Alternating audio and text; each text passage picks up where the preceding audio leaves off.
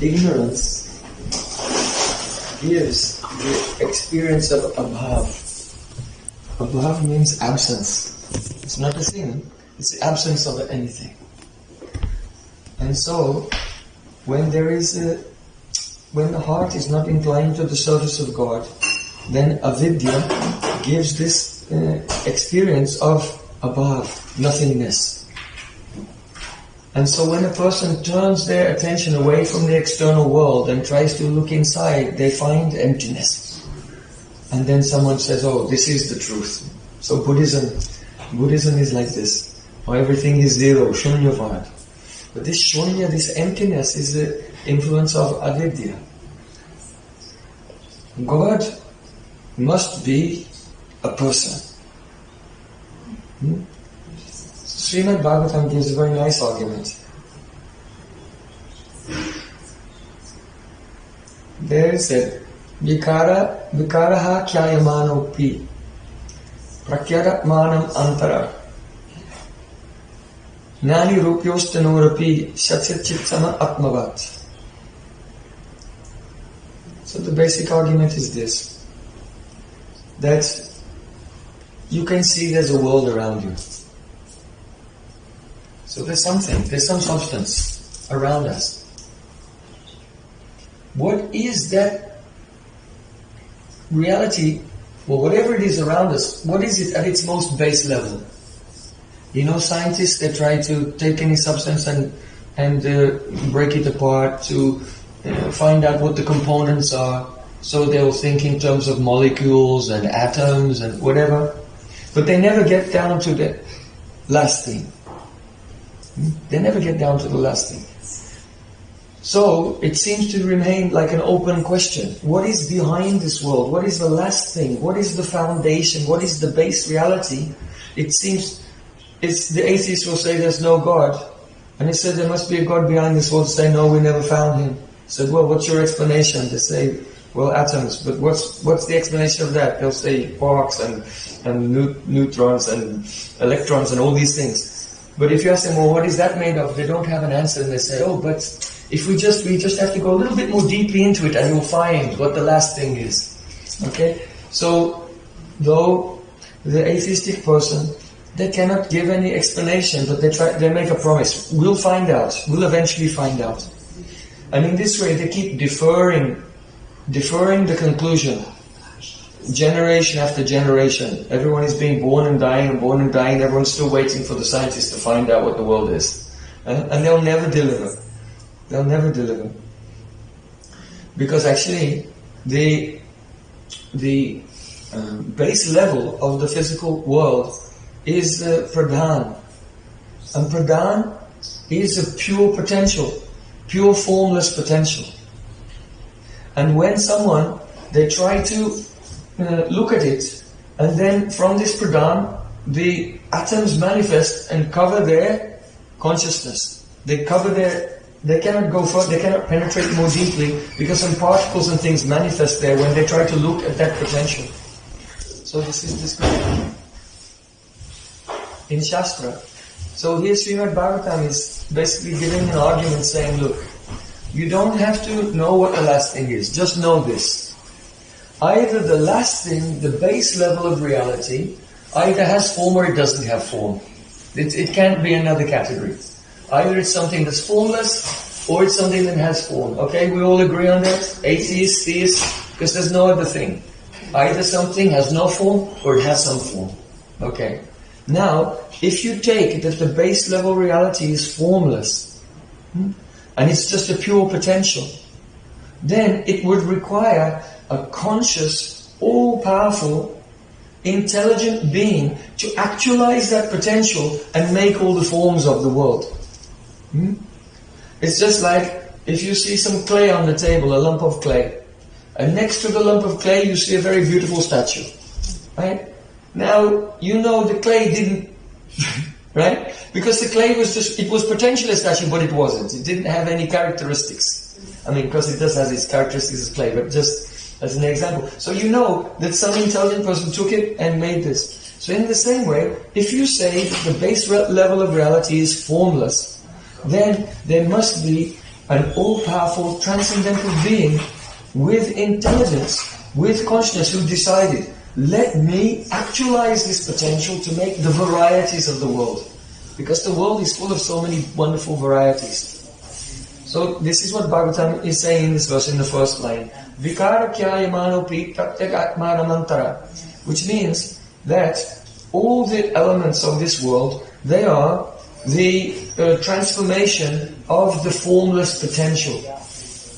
And you cannot explain how does that which is formless take on form pratyagantara atmana without reference to Paramatma. There must be a God who actualizes the potential. Then the next line says, Nani rupyos panorapi shatititya atmabhat. But if you say that the base level of reality is not a formless potential, it's some kind of particle, it's some kind of atom.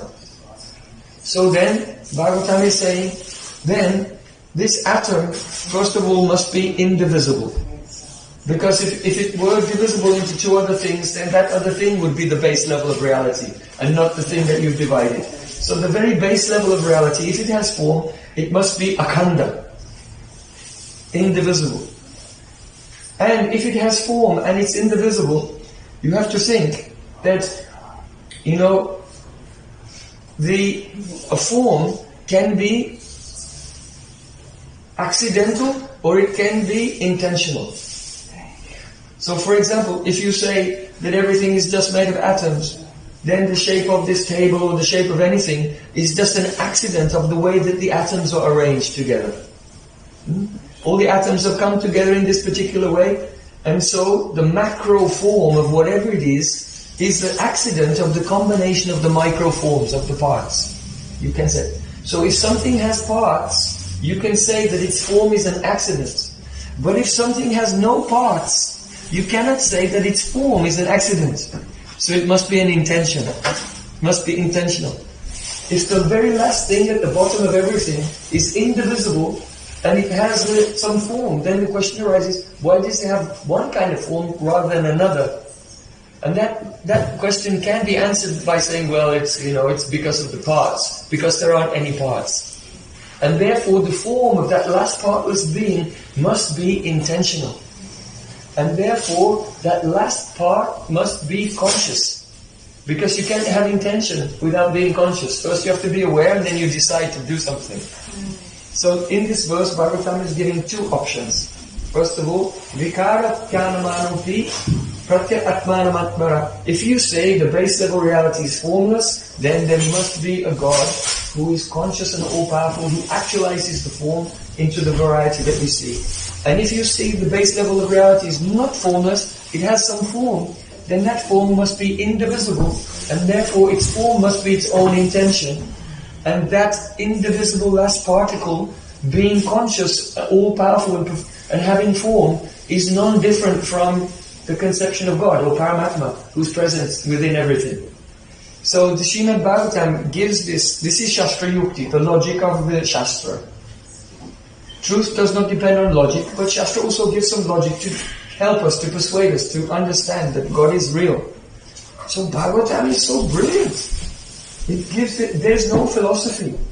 If you study all the philosophers throughout all the ages, the modern analytical philosophers, or the previous philosophers, and the phenomenologists, and existentialists, and going back in time, various the materialists, naturalists, positivists, and then through all the Greek philosophy. You look throughout the entire history of philosophy, you will not find such perfect philosophy that answers all questions like Srimad Bhagavatam. So Bhagavatam, look, you take a choice. What is the base level of reality? You have to choose one. Is it formless or does it have form? Okay, whichever one you choose, there must be God. It's beautiful. So, in this way, you should know that God is real for sure. And that He has consciousness, and that He's made everything with artha. Artha means purpose. Like the artha, your eye has a purpose, it's to see. The clouds have a purpose, it's to rain. The rain has a purpose, to water the plants so they grow, and then grain comes, and then human beings, they can do sacrifice with the grain and become purified, and they can eat it to nourish their body. nourish their families. So everything points in the direction to something. So what does our soul point to? What's its purpose? Krishna. So its purpose cannot be any worldly activity, because all worldly activities just vanish like smoke. Because of Kal, time destroys everything. And therefore our purpose must be an eternal transcendental purpose. And that is love for God. How the soul will be connected with the Supreme Soul. He did not make us for no reason. He made us for a glorious reason.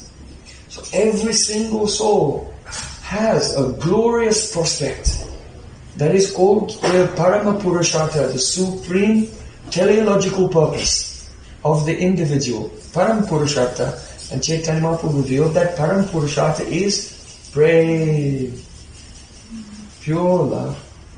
So even though Krishna is Ishvara, Parameshwara is the control of everything, but Prem is so powerful that Prem brings Krishna under even the control of an insignificant soul like us.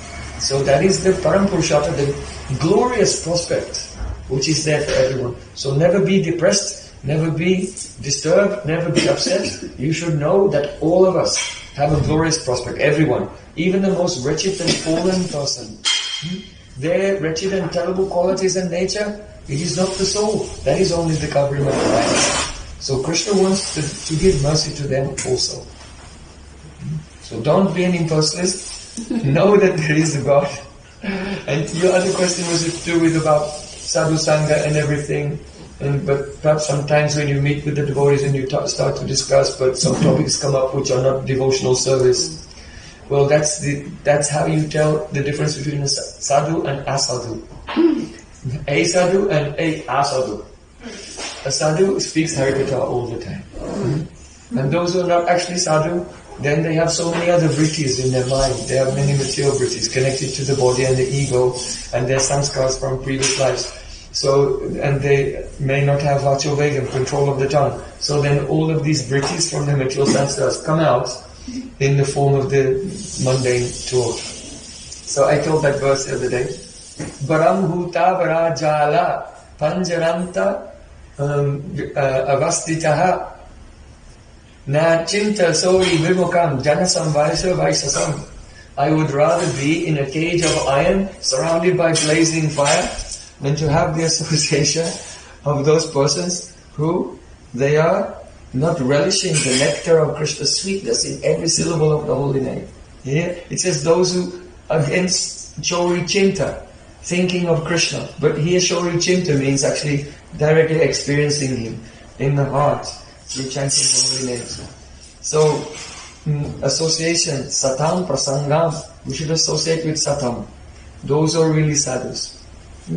And so if we see, just because someone has a tilak and kantimala doesn't make them a sadhu. Sadhu is understood by their behavior. So if someone's behavior is not so good, we don't disrespect them, because Rupa Goswami said, Krishneti yasya giritam manasadhyate. Anyone who chanted Hare Krishna one time, from the core of your heart, you should respect them. But we should seek out dikshasti chat padalivista bhajantamisham. If someone has the diksha, that means they received diksha from their guru and they realize their diksha mantra and they have some bandagyan with Krishna, then for those devotees you have to bow down, give pranam to them.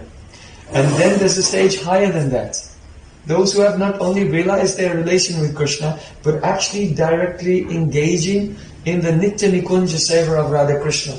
So that's the next level. Susraya bhajana vinyam ananyamanya nindarishamuritam ipsita sangalabhya. We seek out that devotees association and we want to listen to them.